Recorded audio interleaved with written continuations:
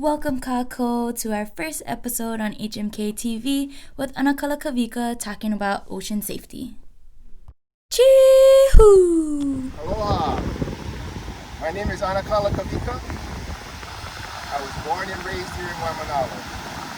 I've been a lifeguard for the city and county for 36 years, primarily at Makapu'u Beach for the last 25.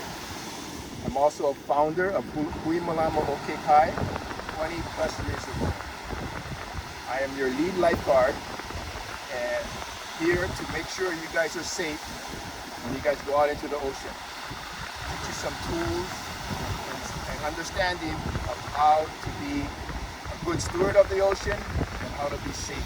Welcome to Waimanalo Bay.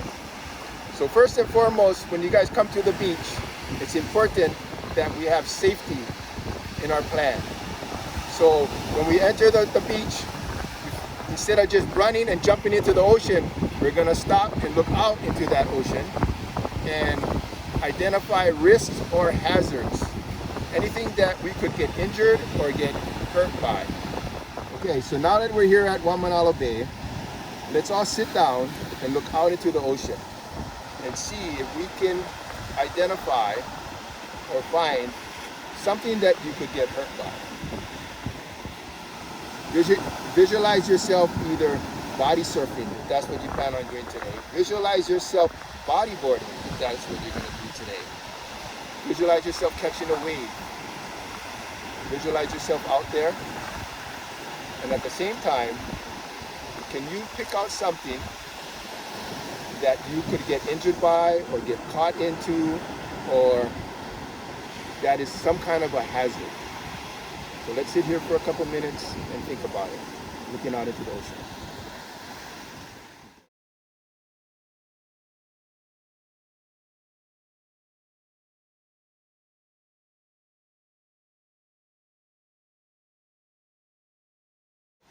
Okay, so now that we looked out in the ocean and we visualized ourselves catching a wave, or swimming, bodyboarding, body surfing, what is the most obvious hazard you see today?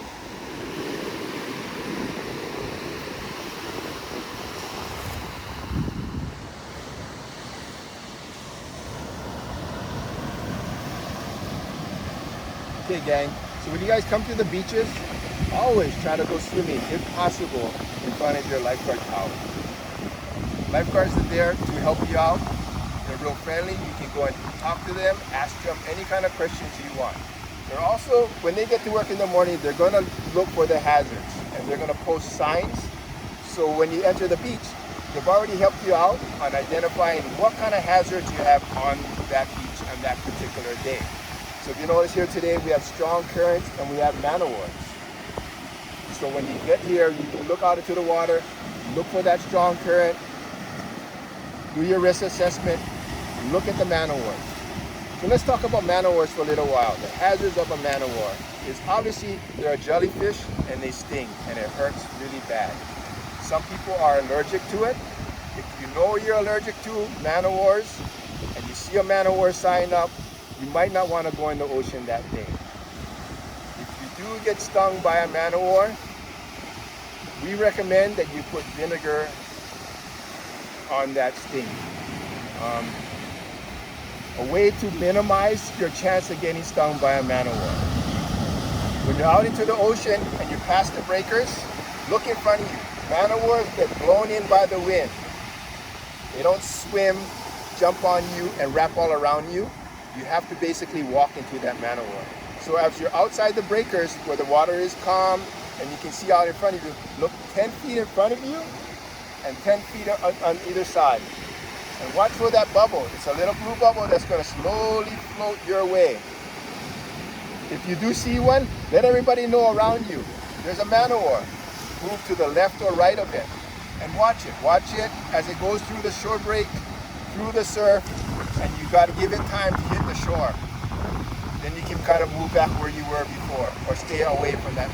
So the best way to minimize your chance of getting stung by a man-o-war is being visual or being aware, constantly aware, and looking out for them when you're in the ocean.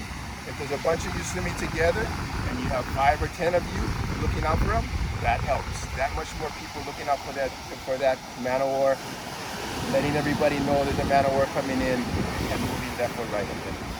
So you said strong current. Where is the strong current? Can you identify that strong current? Exactly, it's where the sand is being kicked up and be pulled out to shore, offshore. Okay, so if you get caught in that undertow or that strong current, what would you do to get back to shore safely? You would swim either diagonally from it. You swim down the shoreline out of that sandy area into clean blue water. So if you see the sandy area that is being pulled out, that's the undertow of the current, picking up the sand off the bottom and taking it out. So that's showing you that there's a current picking up the sand off the bottom of the ocean and taking it out. As you swim diagonally, left or right of it, you're going to swim into clearer water, water that is blue and doesn't have all that sand being kicked up. So that is telling you that the current has gone away. The current is not in that area. That's when you turn and you make your way back to shore. So find that left or right blue colored water and swim towards it before you swim back to shore. Another important thing to do is to not panic. Okay? Always relax while you're doing this. Swimming, you need to relax. To swim, you need to relax to float. So remind yourself to take your time, relax, swim left or right of that current, and back to shore. And if any time you need help, don't hesitate to inform somebody who's in the water. Okay, gang, so think about it. What are some other hazards or risks that you notice out here in the ocean today? So another hazard that you folks identified was the shore break, right? So the waves here break in shallow water, maybe in about a foot or two of water. So it's really shallow. What could happen to you with the shore break? What is the hazard of a shore break? Yes. So you could hit your head on the shore and injure your neck or back. So how are we going to minimize or lessen our chance of going over that falls or catching that shore break and hitting the bottom with our head or our neck? Okay, so one of the things is whenever you go body surfing, you should always catch a wave with your hand in front of you. You notice when you go to Sandy Beach or Makapu, the body surfers, they have their hand in front of them and they're catching that wave. Part of the reason is if they were to hit the bottom, what are you going to hit first? You're going to hit your hand, right? So you always body surf either with two hands in front of you or on one hand in front of you. You never want to body surf with just your head forward and your hands back. Because what could happen is that, especially here in Waimanalo Bay, you could hit the bottom with your head, you're going to get a neck, shoulder, or back injury. So to lessen your chance of getting hurt by that shore break, you're going to always body surf with your hands in front of you. So secondly, those of you who are bodyboarding, how are you going to minimize your chance of catching that wave and hitting the bottom on a bodyboard? Key is not to have your head over the nose of the board. So when you're catching that wave, you're not catching the wave with your head over the nose of the bodyboard. You should always be hitting the back of the bodyboard, maybe the top center of your bodyboard. Okay? And when you're catching the wave, once you get down in the wave, you can slide forward. But catching the wave, you should have that board or the nose of the board above your head. Think about it. What are some other hazards or risks that you notice out here in the ocean today? Okay, so another hazard is people. You identified people as a hazard. What is hazardous about having people in the water with you?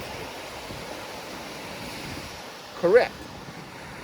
They're out there on their surfboard, and if they lose that surfboard, what could happen? You could get hit by the surfboard.